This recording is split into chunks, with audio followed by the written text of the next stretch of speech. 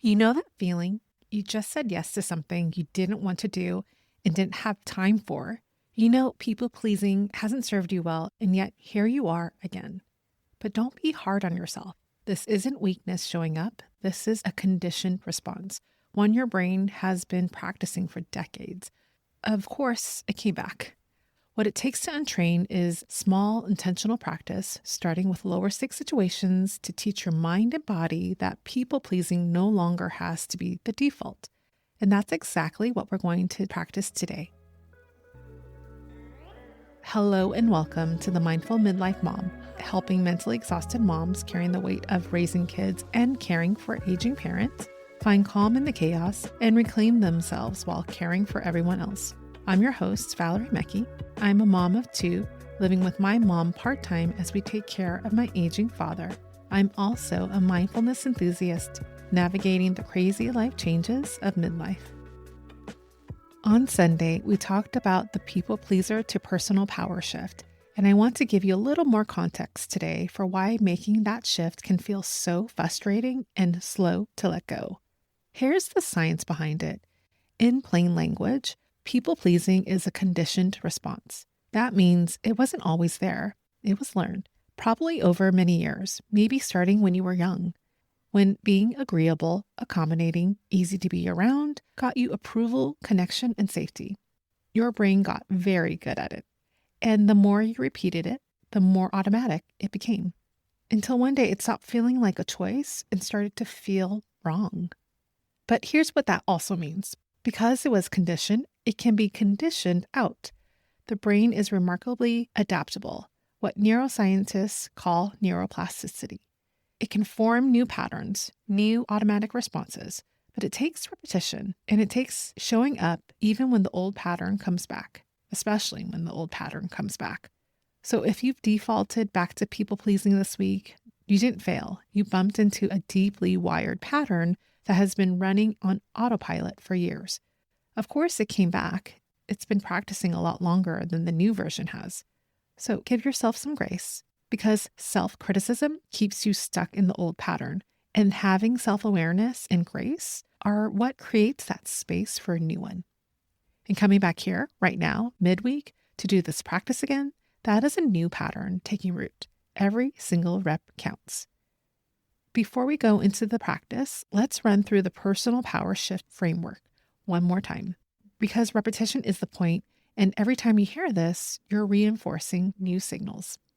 Here's what this shift sounds like. The people pleaser on one side and personal power on the other. Listen for which one shows up for you this week.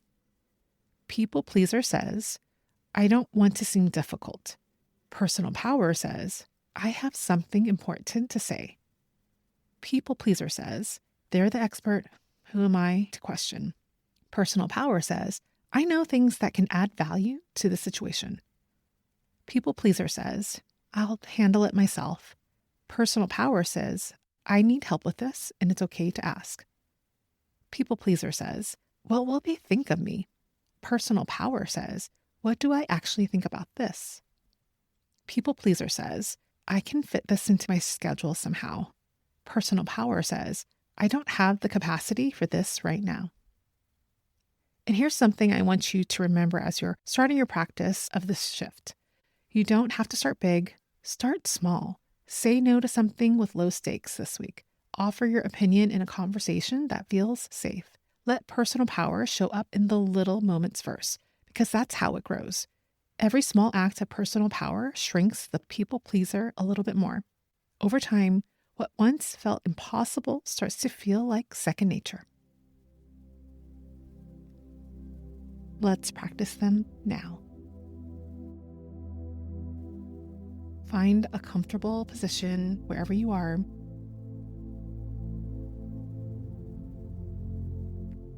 Now let's take a slow, deep breath in through your nose and let all the air out through your mouth. One more time, breathe in and release all the air out.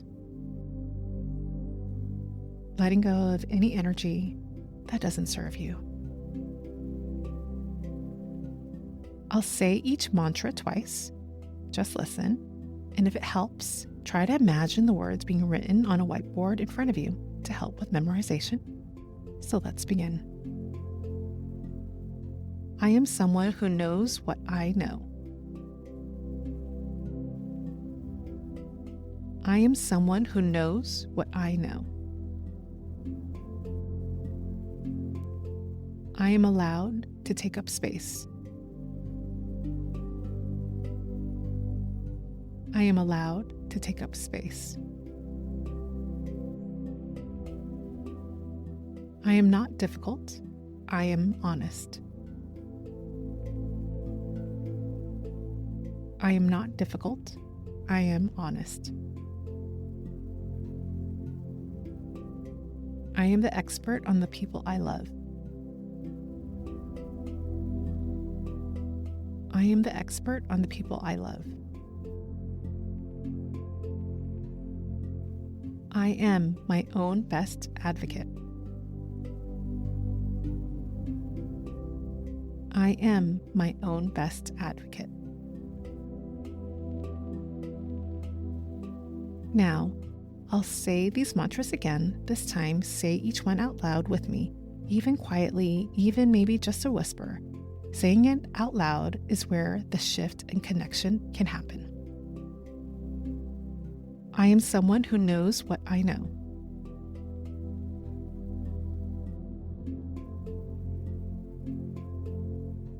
I am allowed to take up space.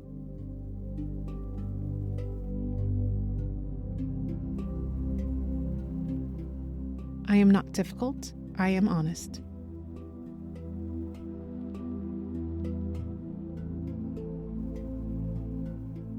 I am the expert on the people I love.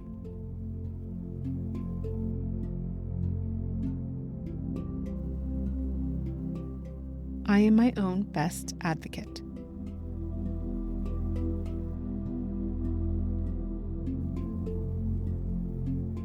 Take a deep, slow breath in and let all the air out. When you're ready, if you had your eyes closed, slowly open them. And if it feels comfortable to you, place your hand over your heart to help seal this moment with self-love and care. Beautiful work. You just did the rep again. And I want you to notice something. You came back. Even when the week didn't go the way you hoped, even when the people pleaser showed up anyway, you came back to the practice. That's not nothing. That's everything. Untraining a conditioned response doesn't happen in 1 week. It happens in moments like this one, small, intentional, repeated moments. So bookmark this episode. Come back to it whenever the old pattern pulls you back. Because every time you do, you are choosing personal power over people pleasing, one rep at a time. Thank you for spending this time and space with me. And most importantly, thank yourself for showing up for you, even in the middle of showing up for everyone else.